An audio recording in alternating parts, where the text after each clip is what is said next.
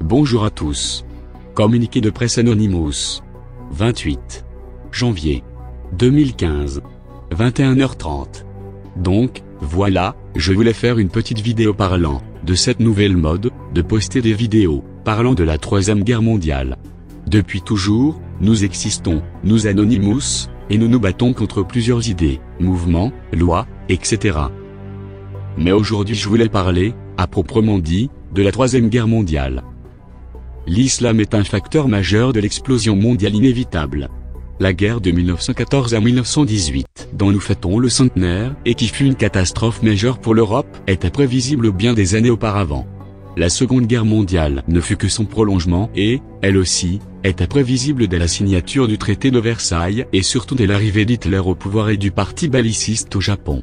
La guerre froide, 1945 à 1991, qui opposa les Alliés, sous direction américaine, au camp soviétique et, partiellement communiste chinois, ressembla à un avortement. Parce que c'était un affrontement sans enjeu fort. L'URSS s'est effondrée comme un soufflet, sans violence. Pourquoi la guerre froide, communisme contre monde libre, n'a-t-elle jamais débouché sur une guerre chaude? Parce qu'elle était idéologique et non ethnique, religieuse ou économique. Les trois ressorts passionnels et belliqueux de l'humanité, ceux qui donnent naissance aux guerres, sont le nationalisme ethnique, la religion et l'intérêt économique sous toutes ses formes. La sacralité et le matérialisme vital. L'affrontement communisme/capitalisme, purement idéologique, relevait d'une forme froide de conflit qui n'a jamais débouché sur une confrontation générale, mais seulement sur des guerres limitées, Corée, Vietnam. C'est cette raison, et non pas la crainte d'une apocalypse nucléaire, qui a évité la guerre généralisée entre l'OTAN et l'URSS. Dans l'Antiquité, les guerres puniques étaient prévisibles, parce que Rome et Carthage étaient dans une rivalité économique vitale pour le contrôle des circuits économiques de la Méditerranée occidentale. La Première Guerre mondiale était prévisible, et tout le monde s'y préparait à cause de l'exacerbation nationaliste des États européens et de leur peuple, opinion publique chauffée à blanc. De même, aujourd'hui, une troisième grande confrontation mondiale est prévisible, nous allons le voir. Depuis l'Antiquité, le déclenchement des guerres est, au fond, prévisible. Il repose sur les mêmes mécanismes que les lois de la physique, une tension finit toujours par éclater en déflagration. La montée en température d'un gaz donne lieu à une explosion, la poussée de plaques tectoniques se termine en séisme, l'accumulation de cumulonimbus finit par provoquer un orage, des précipitations trop fortes provoquent des inondations, etc. On peut parfaitement prévoir, donc, le déclenchement des guerres. En revanche, on ne peut pas pronostiquer la forme qu'elles prendront. Comme l'éthologie humaine le démontre, l'état de paix ne correspond pas à la nature humaine. L'agressivité intraspécifique est la règle dans notre espèce. L'idéal kantien ou chrétien moderne de la paix perpétuelle n'a jamais fonctionné. L'histoire humaine est véritablement structurée par la guerre. L'état de paix n'est qu'une transition passagère entre deux états de guerre. La guerre est très ambiguë, ambivalente plutôt, comme la fameuse innovation destructrice de Schumpeter. Elle est à la fois un facteur de destruction et d'évolution. Contrairement à une idée reçue, depuis la fin du néolithique les guerres n'ont représenté qu'une cause marginale de la mortalité. Vouloir éliminer la guerre, idéologie pacifiste, c'est aussi stupide que de vouloir éliminer la sexuation, idéologie du genre, la religion et l'économie privée, idéologie marxiste, ou le sentiment d'appartenance et d'identité ethnique, idéologie cosmopolite. Le problème n'est pas d'éliminer les guerres, c'est de les gagner, et le plus rapidement possible, pour que les effets positifs de la victoire l'emportent sur les effets négatifs de l'effort guerrier trop prolongé. L'auteur de cette vision de la guerre n'est ni Sun Tzu ni Clausewitz, c'est un certain Jules César. Pourquoi parler de guerre mondiale? Depuis 1945, on s'imagine qu'il n'y aura plus jamais de guerre mondiale, mais seulement des guerres locales et régionales, et que l'ONU parviendra à éviter une troisième guerre mondiale. On avait commis la même grave erreur après 14-18, qu'on appelait d'ailleurs la der des der, et la création de la SDN. Or, dans un environnement mondialisé, ce qui est le cas, en gros, depuis 1880, il est inévitable qu'éclatent des guerres mondiales. Dire il n'y aura plus jamais de guerre mondiale, c'est comme dire je ne mourrai jamais ou l'été durera éternellement. Étudions maintenant le scénario de la future troisième guerre mondiale, la TGM. Les foyers de tension sont multiples et ne cessent de s'aggraver. Jamais, dans toute l'histoire de l'humanité, d'une humanité devenue globalisée et de plus très nombreuse, 9,5 milliards bientôt, sur une planète rapetissée, les risques d'un incendie général n'ont été aussi forts.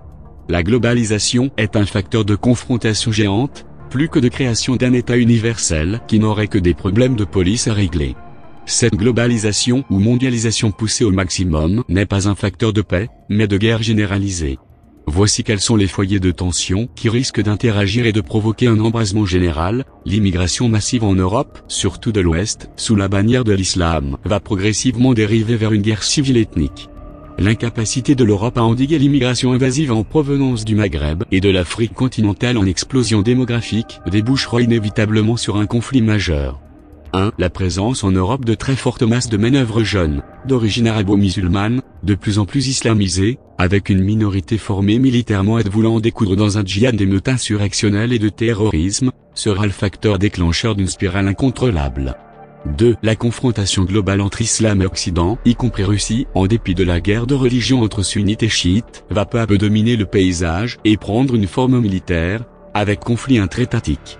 Impossible actuellement de prévoir leur forme. À l'échelle du monde, l'islam, qui est une idéologie-religion, ou idéo-religion fortement ethnicisée, ne cesse de se renforcer et de s'extrémiser dans le monde entier. L'islam est un facteur majeur de l'explosion mondiale inévitable.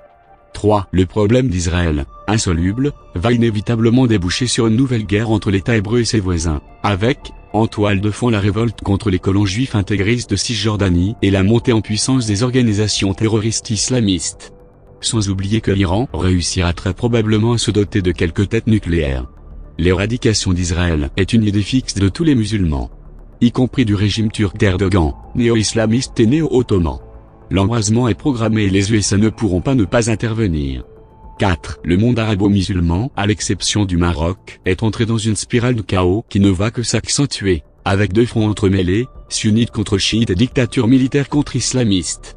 Sans oublier la volonté de liquider tous les chrétiens. D'où l'accentuation des désordres qui ne peuvent qu'amplifier l'immigration vers l'Europe. Les actuels événements guerriers de Syrie et d'Irak qui voient la naissance d'un État islamique sauvage, le califat, sont un pas de plus vers une confrontation. 5. Le conflit Chine-USA, dans le Pacifique, choc entre deux impérialismes de nature essentiellement économique, va déboucher sur un hors géopolitique majeur. La Chine veut ravir aux USA le statut de première puissance mondiale. Circonstance aggravante, la tension Chine-Japon, alliée des USA, ne fait que croître et ce dernier pays, travaillé par un néonationalisme, vient de lever l'obstacle constitutionnel aux interventions armées.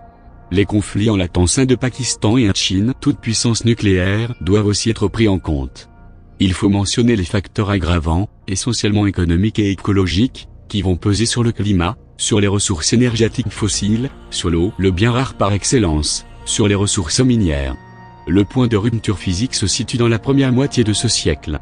Sans oublier évidemment le terrorisme de grande ampleur, notamment avec des moyens nucléaires artisanaux, ce à quoi nous n'échapperons pas. L'islam est le principal facteur de déclenchement d'une TGM, dans la mesure où l'on assiste partout à la montée du radicalisme islamiste, en partie financé par l'Arabie et le Qatar, avec un ennemi implicite mais très clairement présent dans les esprits, la civilisation occidentale, à laquelle la Russie est d'ailleurs assimilée. En gros, dans l'esprit des islamistes du monde entier, dont l'idéologie se répand comme un virus, l'ennemi c'est le monde blanc et chrétien, même si cela ne correspond à aucune réalité sociopolitique. Contrairement à ce rabâchant tous les perroquets, la Russie ne sera absolument pas un facteur de trouble. L'impérialisme russe orienté vers l'Europe orientale et qui constituerait un danger d'agression est un mythe construit par la propagande de certains cercles de Washington. En revanche, la Russie, elle aussi, est aux prises avec l'islam. La prévisible confrontation mondiale produira bien entendu une catastrophe économique, notamment à cause de la rupture des approvisionnements pétrogaziers de l'Afrique du Nord et du Moyen-Orient. Une économie mondialisée, très fragile parce que très complexe, fondée sur les flux intenses, maritimes, aériens, numériques, etc., tombera comme un jeu de dominos en cas de perturbations conflictuelles de grande ampleur. La principale faiblesse des Occidentaux, surtout des Européens de l'Ouest, réside dans leur vieillissement démographique et dans leur ramollissement mental, leur passivité, leur crainte de se défendre, un syndrome qui avait frappé les Romains à partir du IIe siècle. La TGM, comme la Première Guerre mondiale, pourra commencer par un événement localement limité et se poursuivre par un enchaînement de faits incontrôlables, comme une avalanche. La TGM verra très probablement des échanges de coups nucléaires. Mais ils ne seront pas plus graves qu'Hiroshima et Nagasaki. Leurs effets seront plus destructeurs sur le plan psychologique que physique. On pourra assister à un recul global de l'humanité, sur les plans techniques et démographiques, pendant plusieurs siècles. Pas du tout du fait des morts de la TGM, mais à cause de l'effondrement économique et sanitaire qu'elle provoquera. L'embrasement risque de se produire vers 2025 à 2035. Après, les choses pourront mettre plusieurs siècles à se rétablir. Le recul de civilisation s'est déjà produit au 5e siècle, quand Rome s'est effondrée. On a mis 1000 ans à s'en se remettre. Une pichenette à l'échelle de l'histoire. Simplement, au moment où l'on va fêter, dans une euphorie feinte, le centenaire de la Première Guerre mondiale, il serait bon de se préparer à la troisième qui se profile. Note 1. Thèse défendue par l'économiste Jean-Hervé Lorenzi dans son récent essai Un monde de violence, l'économie mondiale 2015 à 2030. Errol. Pour lui, les fortes migrations en Europe occidentale, tendant à un véritable remplacement de population, associées à un vieillissement des autochtones et à une stagnation économique, déboucheront sur le retour du populisme et de la guerre. Il écrit, ce scénario, qui paraît utopique aujourd'hui, est inéluctable et doit donc être pris en compte comme un invariant.